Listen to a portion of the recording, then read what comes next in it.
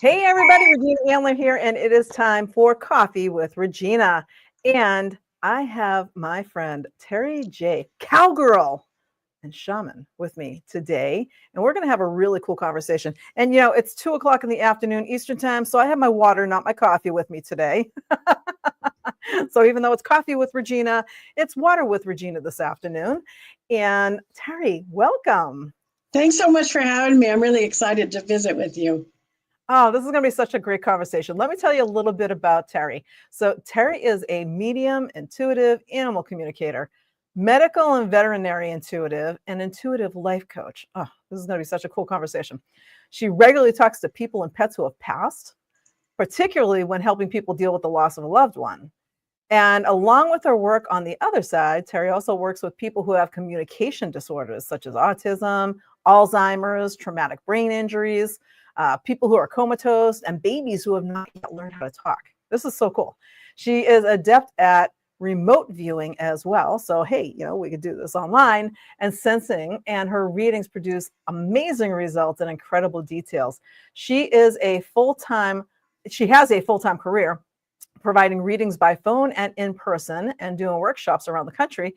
And she also has successful shows at local casinos. She lives in Carson Valley, Nevada, with her husband, horses, and dogs. And we'll talk about your horses later on too, because we got to hear about the whole horse piece. Because I know we're doing that. We're doing this one this afternoon because it was really early in the morning if we did a 10 a.m. And I knew you had to take care of the horses first thing in the morning.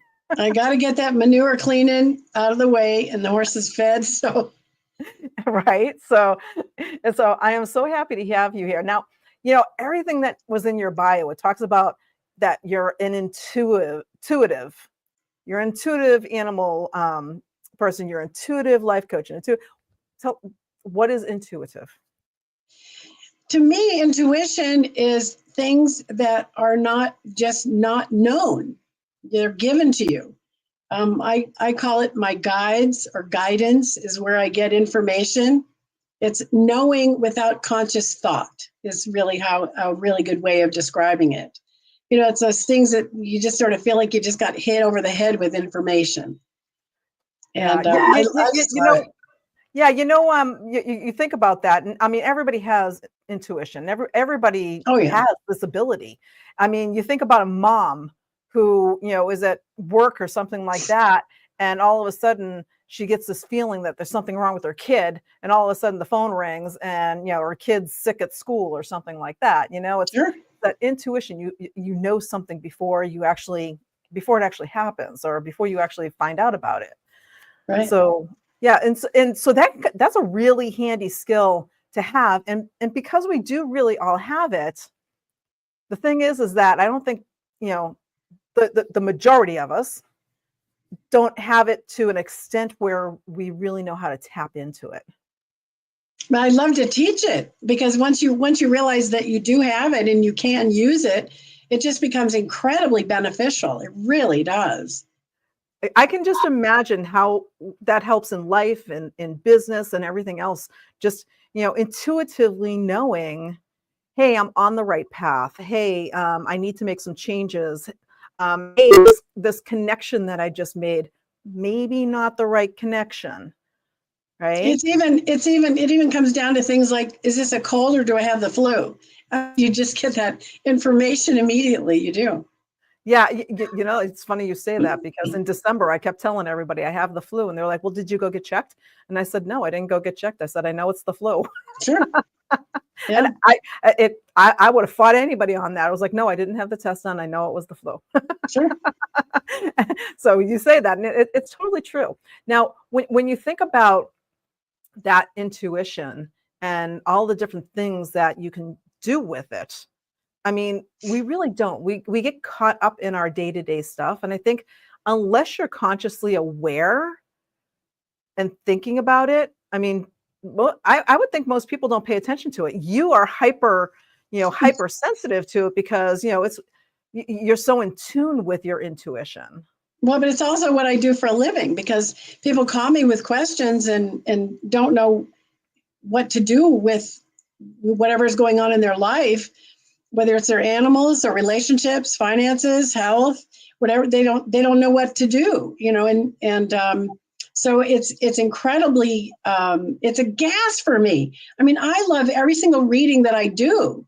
Even if I run into somebody who's in what I call resistance, where they don't want to hear what I'm telling them, they'll eventually get it, And so I just love this. And I'm working on having a national TV show, and I really think it should be called "I Can't Make This Stuff Up," but I want to use the other S word because it's so bizarre. It's just so specific and so detailed, and it's really fun for me to do it. It really is.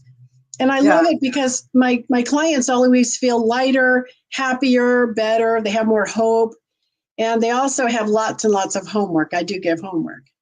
Oh, look at that. Wow. Now that's interesting. You give homework for them to go do things too. So one of the things that a lot of people will stop and say, I mean, because I've heard people say it whenever I talk about law of attraction and stuff like that. They're like, oh, that's all that woo-woo stuff. What's your thought on all that? No, this is just physics. You can't say everything is physics and then say, oh, wait, we have exceptions. No, this is just physics. All I do is pick up on frequencies and vibrations that other people miss. You can't say everything's energy and then have exceptions. No, everything is energy. And, we're really good at picking up on frequencies. I mean, how many times do we stand with somebody and have a conversation and feel ourselves having to take a step back because their energy is actually pushing on us, and that happens. And as far as intuition goes, there isn't one person that you say, I was just thinking about so-and-so, and boom, the phone rang and it was them. So who sent who the message? So we're all using this stuff, but I like to take it to the nth degree and really encourage people to develop their abilities, because we're born with intuition, clairvoyance, clairsentience, clairaudience, and claircognizance. Clair just means clear. So we have clear hearing, clear seeing, clear feeling, clear knowing. We all have all of it. Well, why not develop it? And that's the magic question, right? Why don't we develop it? And so for my audience who's watched a lot of my Coffee with Regina's and my tips and tricks and stuff like that, I talk about energy all the time, because everything is energy. Right. And when you think about that, it's all vibration and frequency. Yes. And when you learn to tap into energy and frequency, or when I say tap into, pay attention to it. Yes. It's that, when we talk about going networking, if you're at a business networking event and you walk into a room and you're like, I've walked into a networking room before where as soon as I walked into the room, it was like, whoa, I don't want to be here. Yeah. It's like you get hit by a wall of this, Sure. bad juju, bad energy going on. That's here. Right. This is not where I want to be. Or you go into a room and you're like, oh, wow, this is going to be so much fun. This is so exciting. Sure. So, it's like when you actually pay attention to those feelings, you're paying attention to your own energy and the vibrations and frequencies of everything around you. Because I talk about it all the time too. And I'm sure you say, this pen, everything, this screen, this whole thing that we're doing right here is all energy. That's right. One of the things that I love to help people with is when they have health issues and they don't realize we're only 1% physical. So all of the diet, all of the exercise, all the nutrition, all the supplements, it's addressing the 1% physical body. That's interesting. It. So what are you doing about the energetic body? And disease is caused by stuck negative emotions. People do not want to accept that. They do not, because it means they're responsible for their health issues. Yeah, you are, because of what you thought and what you felt and what you stuffed. And so learning energy healing, which is really simple, it's done with visualization and intention, helps you to release all of that garbage that's making you sick. Like people with autoimmune diseases, those are all the body turning on itself. It does it out of self-hatred, self-loathing. And people go, oh, no, I love myself. And if you did, you wouldn't be sick. I mean, really, it's that simple, right? And I was just working with a lady with breast cancer. She's got unresolved grief and loss. And we pinpointed it and gave her direction to an energy healer. She's going to be fine. You just know that because the light bulb went on. Oh my God, I had no idea, right? Right. And that's so interesting because, I've done presentations talking about energy and, physics and quantum physics and that kind of thing. And that's one of the things that I talk about is that dis-ease can't live in a body that is at high frequency That's because right. disease lives in low frequency. And that's that That's bad right. energy. That's that, like you said, stuck, something's going on. I Oh, mean, yeah. every time something happens to me, like when I got the flu in December. When I got the flu in December, that was actually the first thought that went through my head is like, how did I attract this? It was like, what am I doing? Exactly. And I realized it was me just basically burning myself out. I was wearing myself down, and that Sure. was my body's way of going, well, you go ahead, keep doing this, and Or we're going to take a react. break, right? Yeah. Take a break. So yeah, it was a forced break on my end, Yeah. so it's really about paying attention to that kind of stuff. And you talk about you can with what you do because you're so intuitive that you can see what other people and feel their energies and vibrations. So Right. I mean, even somebody who's maybe stuck in their business, Sure. is that something that you help them with? Oh, absolutely. With that, it's usually fear of success or fear of failure. And sometimes it's both. It's incredible. What I love about being intuitive is the relationships I have with my animals. Um, I've got one horse that I just tell her, say, you need to make sure you drink a lot of water because it's winter, it's cold, and you might not want to drink as much water, but if you don't drink water, you're going to get a stomach ache. She will walk over and start drinking that fast. And then you just shake your head like, did I pick up on her being thirsty or is this real? It's just so much fun. You say that, and I don't really pay attention so much to that. I do have a dog and a cat, and I talk to them. I just talk to them like they're people, and I'll Right. tell them to go do something. And my husband will look at me like I'm funny and say, he's like, it's an animal. He doesn't know what you're talking about. Yeah, they do. And yet I'll tell the dog something, and the dog will be like, oh, okay, and go do it. And he's Right. like, how did you get him to do that? I was like, I just told him to go do it, and Sure. he knew what I was looking for. So, Right. but I It's never really really think been about it. it's really been interesting because I had my second hip done in the end of July. And I think I was back in the saddle second week in September, probably sooner than I should have. But my horse said, no hurt. I mean, he was because he'd like walk like I was, like he was walking on glass before because he could feel my physical pain. And then he was like, no hurt. I said, better. He said, okay. And then he was really snappy, trotting on and really forward moving. I mean, you can chill, dude. I don't need to be going this fast this soon. So it's really fun. It's really fun to be able to communicate with them. Yeah. So, it's not really business related, but now I'm totally intrigued. So people who have had, maybe strokes or, or they have like something like ALS or something where they're not as they really can't communicate anymore. Am I hearing this right? That you are able to communicate? Oh, yeah, absolutely. And I actually wrote a book about it. It's called Intuitive Communication, Communicating with People That Cannot. And I slanted it towards caregivers, teachers that do special ed, and first responders, medical personnel. And it's slanted toward them. I actually had a physician do the medical editing part of it too. And I've gotten it down to like 3 different levels of communicating. Where are they? Are they in their body? Are they leaving their body? Are they out of their body? What's going on with them? And it's so fascinating because I did common communication with a guy in Hawaii, do it all by phone. I was connected to his niece, and he had a ruptured brain aneurysm. So there's usually no coming back from that. But he was sitting on a fence. And so I thought, oh, okay, it hasn't been decided yet. And then it was so interesting because he gave me so many details about his life. And I shared those, and she confirmed all of it.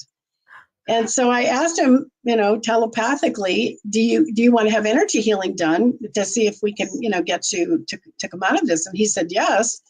So I connected them to an energy healer, and he had the healing, and he woke up out of the coma and went home. No residual damage.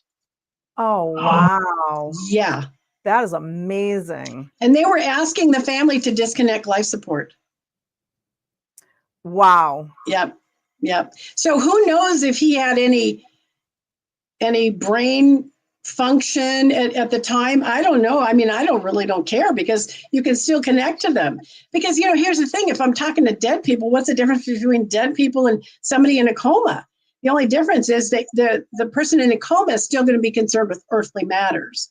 Somebody who's non-physical, which is what I call them, non-physical energy beings, they like to watch fun stuff. They're still connected to their loved ones, but they're not concerned with, oh, by the way, can you pay my bills for me like this guy was, Right. Wow. That is so interesting.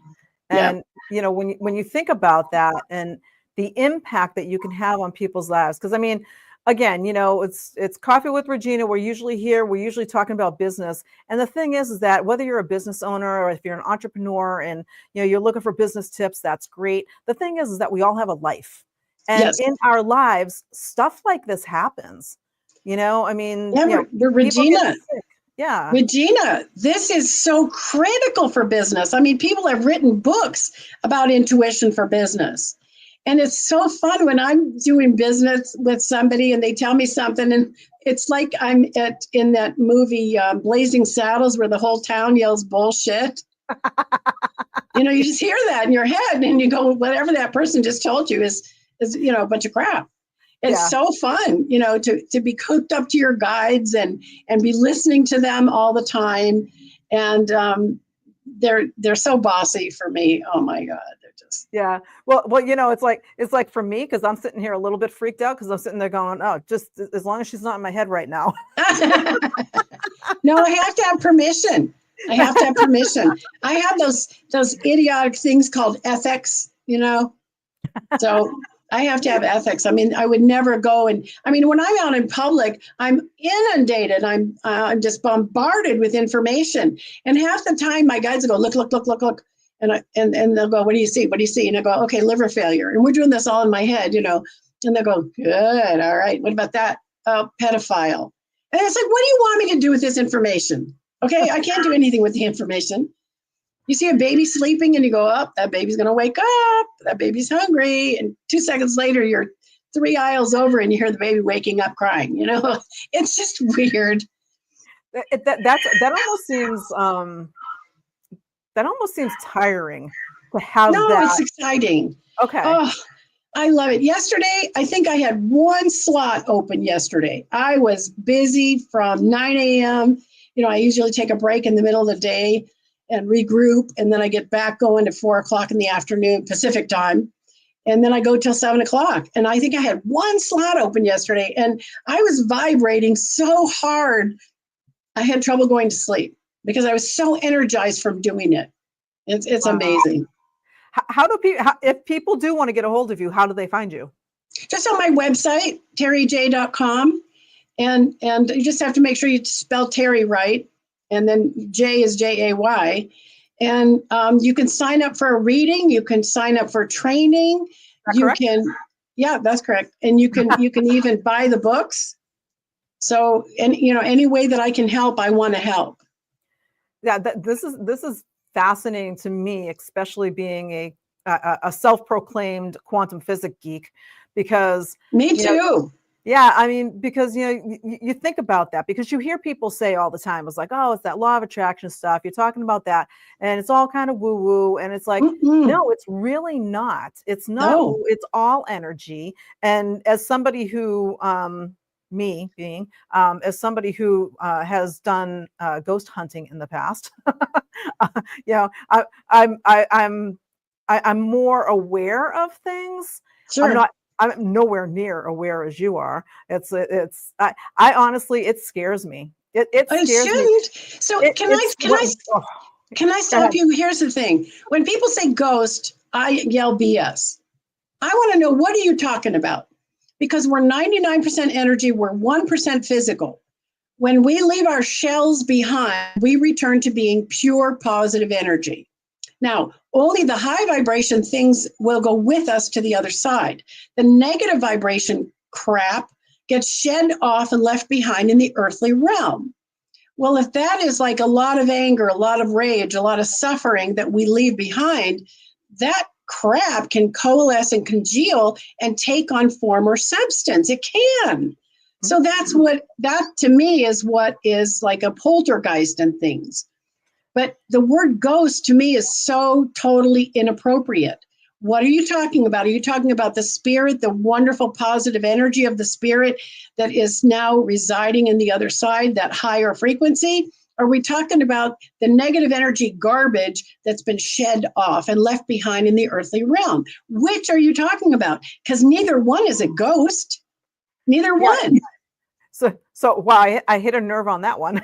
No, because I really want to make this clear. Yeah. I mean, there's a movie out called, I think it's Talking with Ghosts or Life with Ghosts or something like that. And it's like, what are you talking about? Are you talking about people on the other side? Everything you get when you're tapped into that is going to be positive and sometimes hilariously funny. And a lot of the TV mediums, they do not have discernment, meaning they cannot tell the difference between positive and negative energy, right? So they will tune into the negative energy that was shed off and left behind because it looks like, feels like, and sounds like the deceased. They will share that garbage as if it is how the person is. Oh, they're suffering. Oh, they're stuck. Oh, they have unfinished business. Oh, they have regrets. No, when they do that, when those mediums do that, I'm sorry, but they're dumpster diving. They are dumpster diving. All right, so let me be clear. When I said ghost hunting and I said I'm scared, that I'm not scared of ghost hunting. And we call it ghost hunting because that's what the person who ran the group that I went with, that's what he called the thing. They were ghost hunters.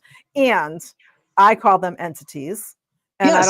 I don't I would call say them energies. Yeah, I don't call them ghosts. I call them entities. And I'm not scared of, yeah, I'm not scared of entities at all. I'm not scared of entities. I use my spirits and my guides all the time. So I even pull an oracle card every single day too. Just and I stop and I'm like, okay, here's the question that I have. Can you give me some help here? And I pull oracle cards and stuff like that. And I'm like, help me out, because I need that physical little thing. Because when I say I'm scared, that's the part. It's like, I know that even for me, here's the thing. One of the things that I do working with my clients is that I use my intuition when I'm working with my clients. And people tell me things, and then I'm like, oh, okay, you know what? Here's what's really going on. Here's what we need to do. The whole idea of what you do. That's when I said I'm scared. I've had multiple mediums who do stuff, and they're like, you need to tap into your stuff. And I'm like, no, because then it'll be too much and I won't know what to do with it. And that's what freaks me out. No. But when you said that, I was like, that's actually what I do when I'm working with my clients. I literally, you say you get the voices or whatever, you get something, saying, here's this. I literally get I get chills. So it's like when I'm normal. Yeah, when I'm on the right path for something, when I'm working with somebody, I know I'm on the right path because I instantly got chills, and it's like, and I like look up and I'm like, all right, thanks, I got it. I was like, sure. It was like, thank you. One of the things that happens to me, because I do remote viewing and map dowsing, so people use me to try to find lost pets, and so when I really hurl, when I get really sick to my stomach, I know I'm at the exact location where the animal is. Really? This third chakra, we've got that nerve bundle behind the stomach that can receive information. And it's like a microwave dish right behind your stomach. And so the sicker I am to my stomach when I'm doing it, when I'm looking for a lost pet, the more I know I'm on it. Wow. Yeah. Now, now in part of your bio, it says intuitive life coach. Mm-hmm. Tell me a little bit more about the intuitive life coach side of things. Well, it's the same thing you're doing. You're doing it too. Well, I'm doing business. Mine's more business consulting. So that's okay. So I'm doing that, but I do the personal and the business stuff. People ask me about things, and it's as they're starting to ask me a question, I'm already given or shown the answer. And I think that that's why a lot of people miss a lot of stuff, is because they get too much into their question. They get too much into what information they want to try to discern. And if, and I always apologize for cutting people off, but it's not my stuff. So if I'm getting it, I need to relay it like right now, or I'm going to forget it. And so that, that's pretty much how I do it. But the intuitive life coaching involves, all kinds of businesses. I do home inspections remotely, where people go, can you look at this house for us? Sure. You want to go there? Yeah. Okay. I'll call you when I get there. And they get in the house and I'll go, okay, so over here by this window, there's been mold over here. Go check in the back left corner. You've got foundation issues. And I just get all that stuff remotely. I love it. It's so much fun. That's actually, it's really cool. That's a really cool gift. No, they're abilities. They're not gifts. They're not gifts. I call it a gift because you're so in tune to it. No, these are still abilities that everybody can develop. I've had clients that, I've been at this 35 years now. And so I have clients that I've been coaching and training for years and years, and they're doing this for a living. And I couldn't be happier for them. Wow. I couldn't be happier, especially the animal communication. I love teaching people that. It's so much fun. Yeah. And I just brought your bio forward again, because you had some stuff in here about, the horses, that you're drawn to horses at an early age. And, I've talked to a few people who do horse therapy. I did it for 35 years. Yeah. So I was wondering, when you work with people, do you do anything with, combining the two together and doing Not anymore. I did horseback therapy for 35 years. And that's how I knew I could do this, is I heard a nonverbal child speak to me. That was in 1990. Oh, wow. So it's been an adventure since then. So what, just one day, you were doing the horse thing and you were doing the horse therapy thing. And then one day you heard that nonverbal child, all of a sudden it just came to you? Yeah. Well, I put him on the horse. I took him out of his wheelchair and put him on the back of the horse. And he said, ouch, I have a cramp in my hip. And I looked at him and I said, you have a cramp? Well, here, sit this way. It'll take the cramp out. And he said, hey, you can hear me. And I said, well, of course I can hear you. It didn't dawn on me at the time that he was completely nonverbal. So we were doing our thing. And of course, the gal's leading the horse and I'm coaching the child right next to him. And he's telling me about the school play and his little girlfriend and, all kinds of goings on, had nothing to do with horseback therapy. So she's hearing my part of the conversation. And so I took him off the horse and put him back in his wheelchair and he went back to class. And she very sarcastically said, Terri, he's sure talking great. And I said, well, he's very bright. Just because he has CP doesn't necessarily mean he has any cognitive issues. And she said, Terri, he didn't say a word. He can't remember. If I was a horse, I would have done a butt fart snore. Because when they're spooked, they do all three of those things at one time. All of my horse people friends, they know they do that. So anyway, I went in the classroom and they put a band around his head with a pointer and he had typed out on his computer, horse lady can hear me. So by the time I got there, he had typed it out and the teacher's looking at me like, come here, you got to see this. And so then I stood there talking to him and really I could hear him. And he was telling me his mom does it too. That's how he learned to do it, is, he can think something and she picks up on it. And so that was my start. That is absolutely amazing. And, you think about the applications. Oh, gosh, yeah. Yeah, I mean, it's wild that there's just so much that you could do with that on all different levels. Yeah.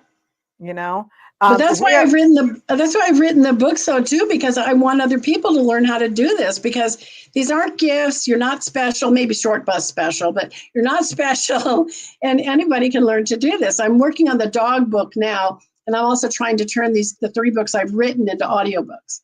But other than that, I'm not doing a thing. It sounds like you're pretty busy to me. Yes. Well, we're just about out of time, and so I just want to make sure. It's terrij.com, and on your website, what can they find? They can either get on the newsletter, because I send out a newsletter a couple times a month. I try not to be a pain in the butt. You can sign up for a reading, and I actually have readings open today. You can get either half hour or hour reading. If you want an hour, you just have to sign up for 2 time slots, and then the amount will come up. And I'm cheap. I'm only $50 and $90. for a half hour. And there are no limits to the number of subjects you can do. I know other people that do like animal communication, they charge 50 a horse, or 50 a dog. I think that's obscene. They shouldn't be doing that. And then the other thing is I do have training. You can sign up for training. I can get you the books, and we can do all the training, through some sort of video method, and it's just a blast. All right, so two questions there. First off, what's in the newsletter? What kind of stuff do you put in your newsletter? All kinds of helpful things like, okay, winter's coming, make sure your pipes are insulated, make sure your animals have, a place to get in out of the cold, make sure your horses have heated water troughs, it's just all kinds of things like that, depending on the time of the year. And, just all the different ways that I can help. Sometimes I use examples from readings that were just incredible to me, and I share them anonymously. I never share people's private information, even their name. And just encourage people to do this and other ways that I can help. Okay, and then the trainings. What kind of stuff is in the training? What are the trainings all about? You can sign up for hour, 3 hour, and then I think it's a 3 hour in person or 5 hour in person. And you can actually come to Reno, Nevada. That's where you would fly into, and then come here, and then we work on it. We just work on it together privately the whole day. So those are the trainings that you have on your website. Yeah. Okay. Yeah. And there's a lot of homework that they have to do before they come or before we start it. They have to get the books, read it, study it, be good at grounding. Grounding is a challenge for people, but once they get grounding, the rest of it just flows. Yeah, grounding is a challenge for a lot of people. It's a challenge for me most of the time. So I totally understand that. I know a lot of different grounding techniques, and there are some days when it's like, okay, why isn't this working? And it's like you said, there's too much stuck stuff, and I have to get unstuck before I can get myself grounded. Right. And we also touch on energy healing, and how to make sure that you're clear. Get rid of your garbage so that you're clear, and you can, because you can only help others to the level and degree that you've helped yourself. That's very true. So, I think about what a screwed up mess I was when I started doing this. And I think now I'm just so happy and healthy and full of piss and vinegar, and it's all good. I absolutely love that. That is so awesome. And that's a great note to end things on. It's like, this is what we all kind of strive for, right? Is we want to be, happy and healthy and move on. And a lot of us will say, oh, I'm struggling with that. I've got this issue. I've got that. And it's like, the more you choose to stay stuck in that bad energy, the worse it gets. It's like, stop letting this stuff fester and let it go. You know what that's called, Regina? It's called negative pleasure. Negative pleasure. That's an interesting term. Yeah. Very good. Yeah. All right. On that note, no more negative pleasure. We want pleasure. We want positive pleasure, no negative pleasure. Right. All right. So we'll wrap this up. Check out Terri's stuff out on her website. It is here again. It is terrij.com with Terri with an I. And I'm absolutely going to go check it out, because I got to go check out your books, because they just sound fabulous. And check out the press kit. In the press kit, there's tons of testimonials and podcasts and videos and all kinds of good, juicy stuff in the press kit. Oh, that's awesome. I will absolutely positively check this out, because this is just such a cool conversation for me, especially being the whole, quantum physics and energy and everything else. And like I said, there's just so many ways that you can use this. And when you understand it, everything just falls into place. And the one really cool thing that I totally got out of this from you is that we're 1% physical, and the rest of us. I've never heard that before. And thinking about it, I was like, wow, she's right. That was like an aha for me. It was like 1% physical. So thank you for that. Hopefully you're very welcome. Thanks so much for having me. Yeah. Well, we are definitely going to have to chat again. Okay. All right. So thanks everybody for joining us for Coffee or Water with Regina, and we will see you next time. Bye for now.